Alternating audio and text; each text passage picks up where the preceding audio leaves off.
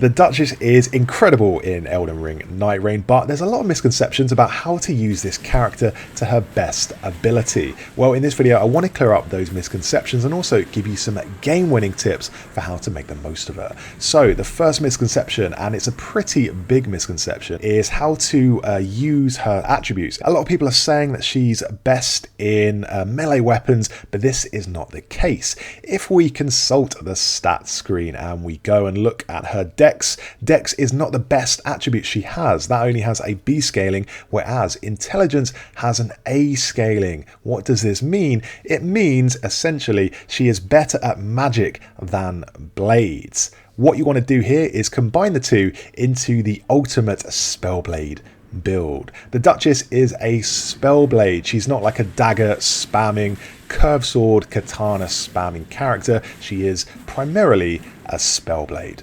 It's all subjective, you can play however you want, but this is just how I like to play Duchess. Now, let's go into what weapons that I suggest using with the Duchess. So, if you go into the training area, you can literally select every single weapon in the game and try them out. I recommend the first category for the Duchess, which are daggers and light swords. We have, great knives, we have curved swords. So put that in your right hand, and then in the left hand, you want a staff. So the Carrion Glintstone staff, Recluse's staff, Astrologer's staff. Any of these staffs are actually totally fine.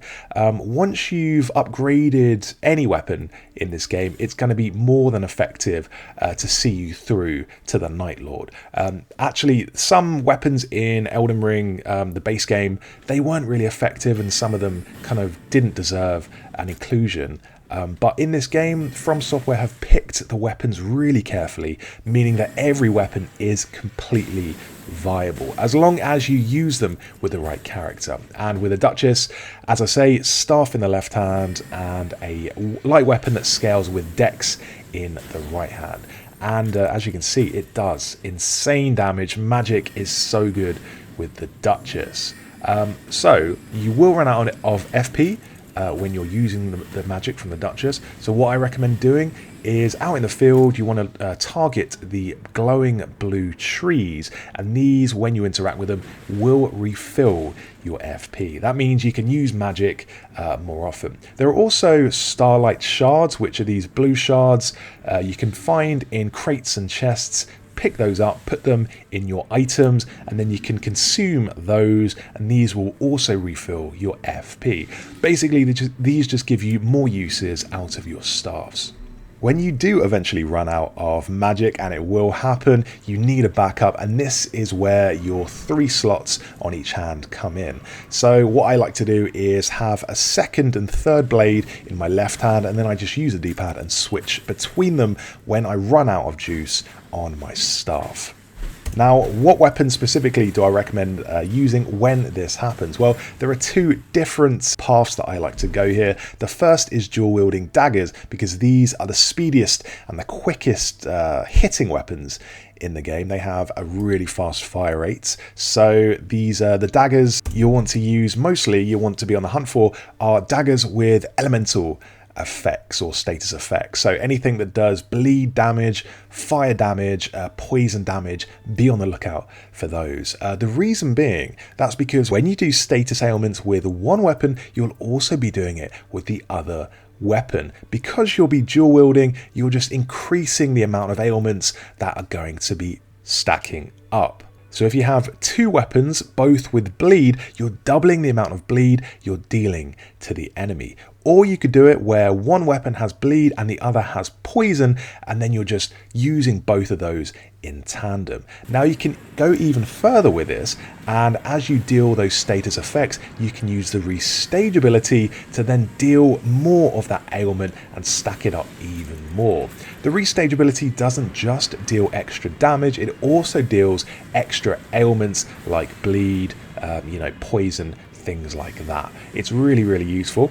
Not only that, but the Restage ability also deals poise damage. So if you're doing poise damage to an enemy and they're almost ready to be staggered, use the Restage ability, and that will deal even more poise and might just tip them over into the staggered state. From here, you can go up to them, press RB, and then do an animated takedown. dealing loads of damage and looking quite devastating as well. Just to add on status effects though, there is one tiny downside to the Duchess's status effects.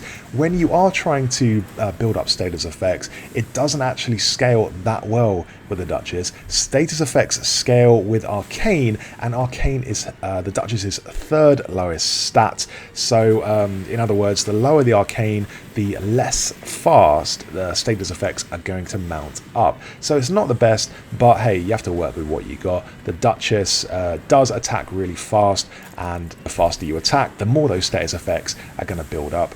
And with Restage, doubling those status effects, that's going to trigger the effect on the enemy that much quicker.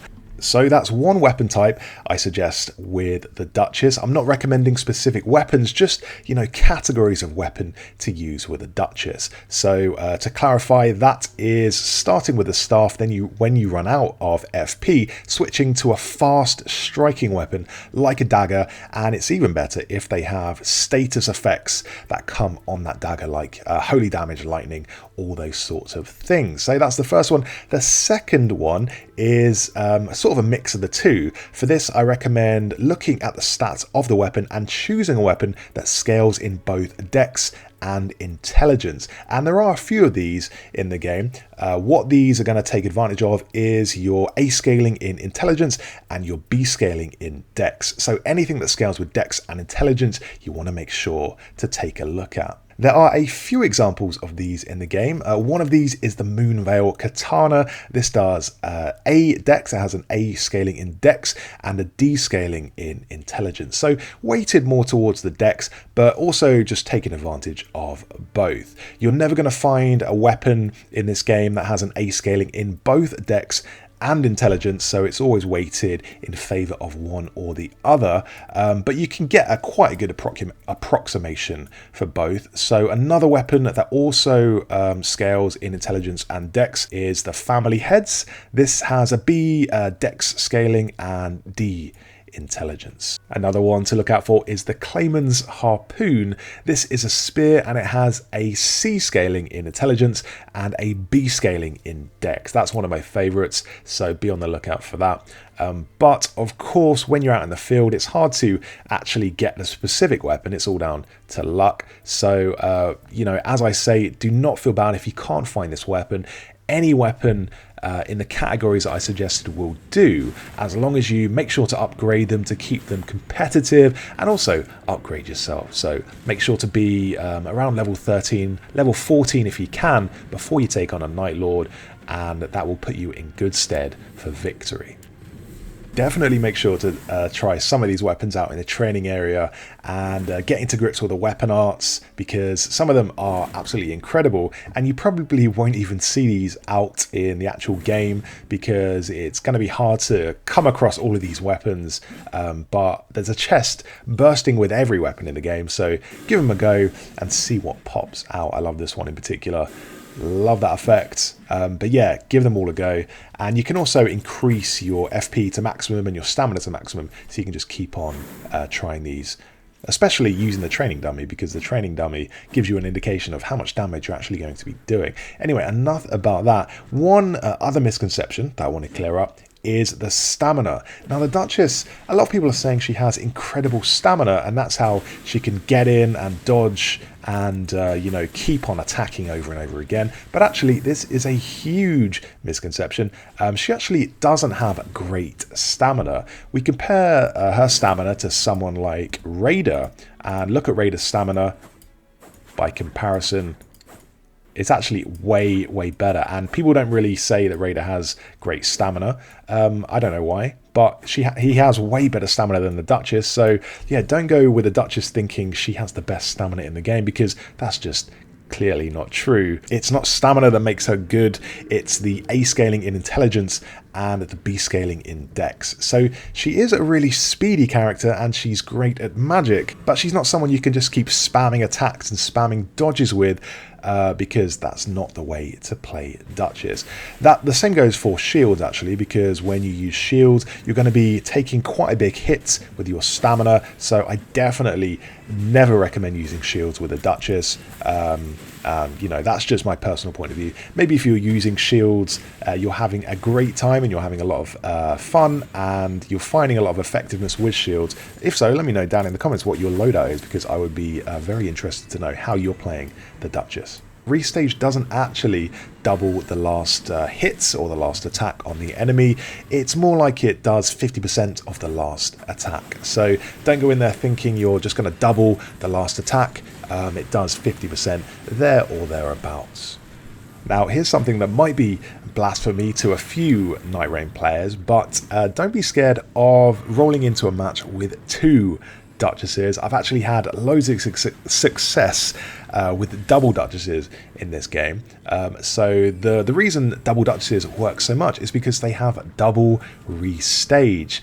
When you use restage twice, so if you use restage and your teammate uses restage, then you are effectively doubling the damage and getting it all the way up to 100. So if one Duchess does 50% of the last attack, then 2 Duchesses will do 100% of the last attack. So you're basically doing double one attack, if that makes sense. Normally I wouldn't recommend rolling into a match with 2 of the same character, but for Duchess I make an exception.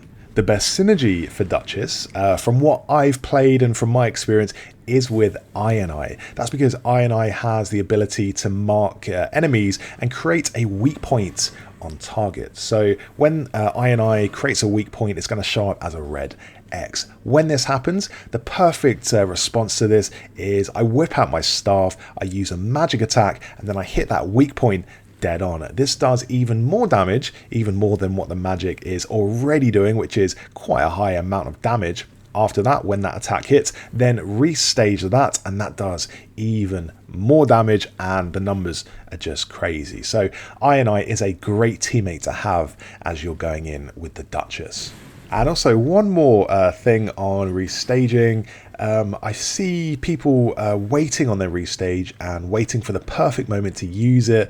I suggest not doing this. Use it as and when it becomes available. That's because the cooldown is so low on restage. It only takes about 5 seconds to refill. So always just keep using it when it becomes available. Now there are better moments than others to use this. For instance, when you've done or one of your teammates has done a riposte on an enemy or a backstab, or use one of their ultimates. This is the perfect time to use restage. However, it's not worth saving it and not doing the damage restage could be doing throughout the rest of the fight, just waiting for that special moment.